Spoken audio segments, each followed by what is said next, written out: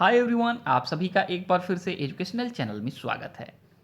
और आज की वीडियो में हम आपके साथ डिस्कस करने जा रहे हैं पीएचडी से जुड़े हुए एक बहुत ही इंपॉर्टेंट टॉपिक के ऊपर। और टॉपिक ये है कि पीएचडी कोर्स वर्क में क्या होता है, इस कोर्स वर्क की अवधि कितनी होती है और ये कोर्स वर्क क्या सभी को करना अनिवार्य होता है। तो आज की वीडियो में इसी टॉपिक के ऊपर डिस्कस होगा, क्योंकि हमारे चैनल के माध्यम से कुछ छात्रों के द्वारा इस पे क्वेश्चन बार बार पूछा जाता रहता है। आप सभी को बता दें, पीएचडी में एडमिशन के बाद आपको आपका रिसर्च का टॉपिक या आपका रिसर्च का प्रॉब्लम आपके रिसर्च के जो गाइड हैं उनके द्वारा फाइनल नहीं कराया जाता है। आपको सबसे पहले भेजा जाता है प्री पीएचडी कोर्स वर्क में। आपका registration pre PhD course work में कराया जाता है और कोर्स वर्क खत्म होने के बाद आपका पीएचडी का देखा जाए रिसर्च का कार्य आगे बढ़ाया जाता है। तब जाके आपको रिसर्च का टॉपिक अलॉट कराया जाता है और फिर आगे आपका रिसर्च का वर्क स्टार्ट होता है। देखिए, पीएचडी में कोर्स वर्क इसलिए कराया जाता है क्योंकि सभी को रिसर्च से जुड़ा हुआ स्किल पहले नहीं प्राप्त हो पाया रहता है आपके यूजी पीजी के जो कोर्स हैं उसमें। तो पीएचडी का प्रोग्राम स्टार्ट होने से पहले ऑब्जेक्टिव रखा जाता है, उद्देश्य रखा जाता है कि जो लोग पीएचडी करने आ रहे हैं वो कोर्स वर्क ज्वाइन करेंगे और कोर्स वर्क के दौरान उनके अंदर स्किल डेवलप किया जाएगा। रिसर्च से जुड़ा हुआ कौशल डेवलप किया जाएगा, जैसे इन्वेस्टिगेशन का स्किल, इवेल्युएशन का, रीजनिंग का, कंप्रिहेंशन का, एनालिसिस का, राइटिंग एडिटिंग का। ये सभी चीज़ें जो हैं आपके अंदर आपके पीएचडी स्टार्ट होने के पहले प्री पीएचडी कोर्स वर्क में ये स्किल आपके अंदर डेवलप कराने के लिए कुछ क्लासेस चलाए जाते हैं यूनिवर्सिटी में। और कोर्स वर्क का जो ड्यूरेशन होता है, किसी यूनिवर्सिटी में 9 मंथ का होता है और किसी यूनिवर्सिटी में 1 ईयर का होता है।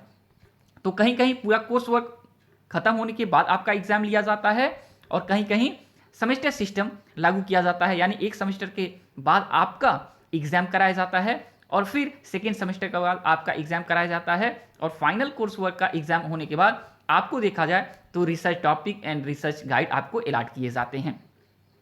तो कोर्स वर्क का जो ड्यूरेशन होता है 9 मंथ से लेके 1 ईयर के बिटवीन होता है अलग अलग यूनिवर्सिटी में।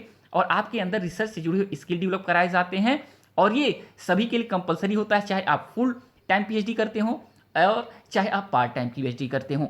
साथ में यूनिवर्सिटी अटेंडेंस को कंपलसरी करती है जब आपका कोर्स वर्क का ड्यूरेशन चलता है। तो कोर्स वर्क में आपको बता दें कि डेली क्लासेस चलते हैं यूनिवर्सिटी में, जिसमें 4 से 5 पेपर आपके सिलेबस में होते हैं। कुछ पेपर आपके कंपलसरी होते हैं, कुछ पेपर आपका इलेक्टिव होता है। तो कंपलसरी पेपर में देखा जाए रिसर्च मेथोडोलॉजी के क्लासेस चलते हैं, इसका पेपर होता है आपके पास। सेकेंड इंपॉर्टेंट पेपर होता है कि कंप्यूटर का आपका टूल्स एंड टेक्निक्स का, इक्विपमेंट का एक पेपर होता है। एंड एक पेपर इंपॉर्टेंट होता है research training and ethics and seminar से जुड़ा हुआ। ये पेपर कंपलसरी सभी के लिए होता है। इसके अलावा इलेक्टिव पेपर में आपके सब्जेक्ट के एरिया से जुड़े हुए वहाँ पे पेपर होते हैं, जिसको आपका देखा जाए रिसर्च से जुड़ा हुआ जो आपका पेपर मैच करता हो उसको आपको सेलेक्ट करना होता है। फिर जाके आपका क्लासेस चलते हैं और क्लासेस खत्म होने के बाद आपका एग्जाम होता है और एग्जाम में 50% मार्क्स इच पेपर में, यानी प्रत्येक पेपर में लाना अनिवार्य है, तब जाके आप क्वालिफाई कर पाएंगे पीएचडी कोर्स वर्क प्रोग्राम।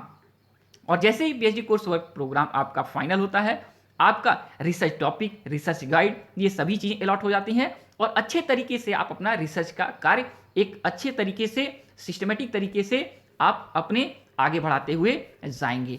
तो ये चीज़ है कि आपके अंदर पीएचडी कोर्स वर्क का कार्य कराने का पूरा यही उद्देश्य होता है कि आपके अंदर रिसर्च से जुड़े हुए टेक्निक्स एंड देखा जाए क्षमताओं का पूरा विकास कराया जाए। ओके, तो आज की वीडियो इतना ही। इससे जुड़ा कोई भी आपको क्वेश्चन पूछ सकते हैं और जब तक कि नेक्स्ट वीडियो नेक्स्ट अपडेट नहीं लाते हैं। Thanks for watching educational channel और आप सभी का दिन बहुत बहुत शुभ हो।